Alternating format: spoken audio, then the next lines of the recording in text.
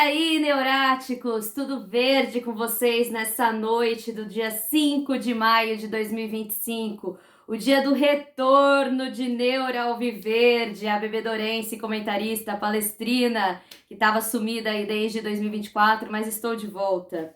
Bora falar da coletiva do senhor Abel Ferreira de ontem, pós-vitória sobre o Vasco no Mané Garrincha?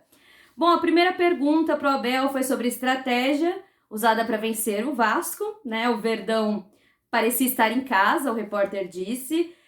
E a reação do Vitor Roque, né? Como um desabafo ali após o gol de quem estava esperando muito por esse momento, que passa uma confiança, né? Também junto ao grupo, a reação que teve, foi bem legal ali a participação dos demais jogadores também na comemoração.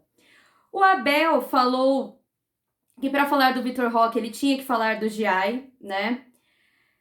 Ele disse do papel do treinador mais uma vez, ele já repetiu isso várias vezes em coletiva, que está lá para ajudar o jogador, para fazer o melhor por ele, mas também está lá para dar carinho, né? E o Abel falou que ele dá muito mais carinho para os jogadores do que para as filhas, inclusive. E ele falou que muitos torcedores adoram, amam, né, o Palmeiras, mas outros não têm paciência para nada. E o nosso problema é paciência mesmo, né? Acho que de todas as torcidas, na verdade, mas como eu acompanho mais a do Verdão, posso falar com propriedade sobre nós, né? Né, neurático? Falta-nos paciência.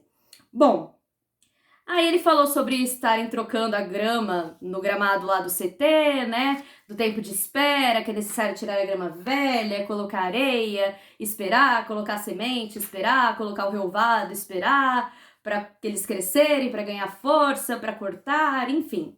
Abel falou sobre essa questão da espera, aproveitou aí a parte do gramado para criticar o gramado do Mané Garrincha, né? Falou que era uma pista cheia de buracos e aí não tem como um carro andar bem numa pista cheia de buracos, né?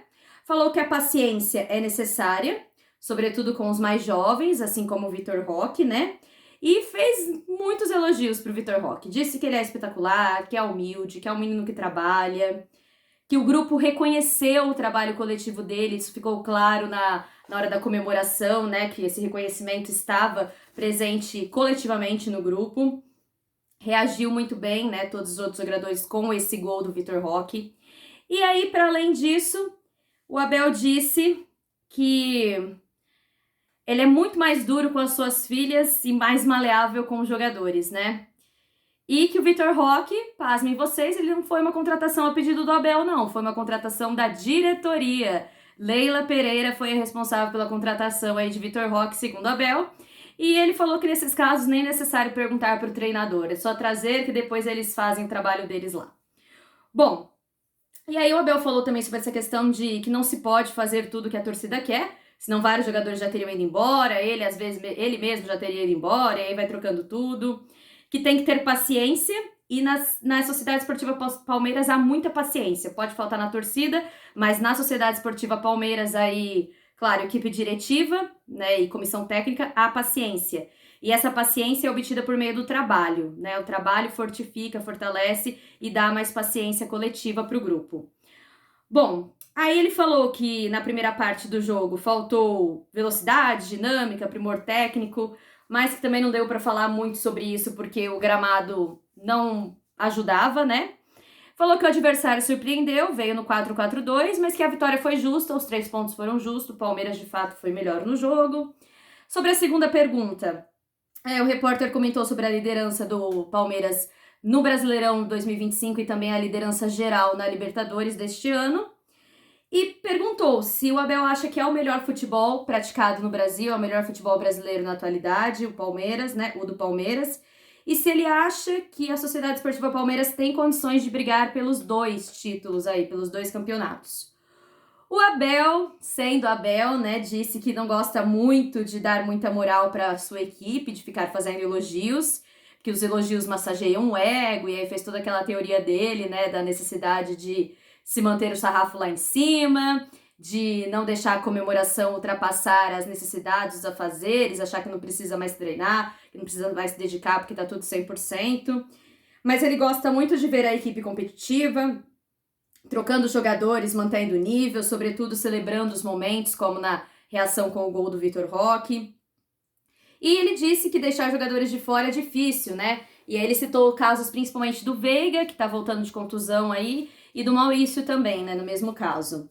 Elogiou muito o Alan, né, a entrada dele, a dinâmica de jogo, enfim, tudo que ele pode apresentar. E falou que os campeonatos aí estão muito no início, né? Tudo está no início, que o importante é ganhar pontos, que a Libertadores não é fácil, o grupo é difícil na Libertadores, e que o importante é ir ganhando, que precisa ver como vai terminar lá em dezembro, né? Aí sim, faltando uns 10 jogos, é importante estar brigando lá na ponta, é importante estar próximo dos primeiros colocados, entre eles, né?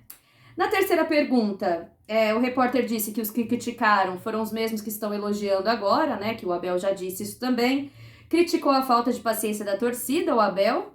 E aí o repórter perguntou, né? Pegou um gancho ali dizendo: você acha que o imediatismo é um dos problemas do futebol brasileiro?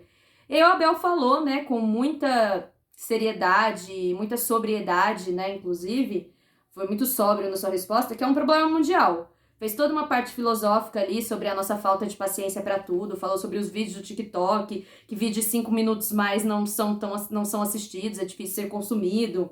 E falou que todos têm pouca paciência, que não há perfeição, que se tem que dar tempo ao tempo, enfim. Na quarta pergunta, a repórter comentou sobre o Estevão participar muito e que com a saída dele haverá mudanças, que o Abel já tem feito algumas mudanças no ataque. A Sociedade Esportiva Palmeiras, por exemplo, jogando com Vitor Roque e Paulinho, isso será um indício, né, do pós-Estevão.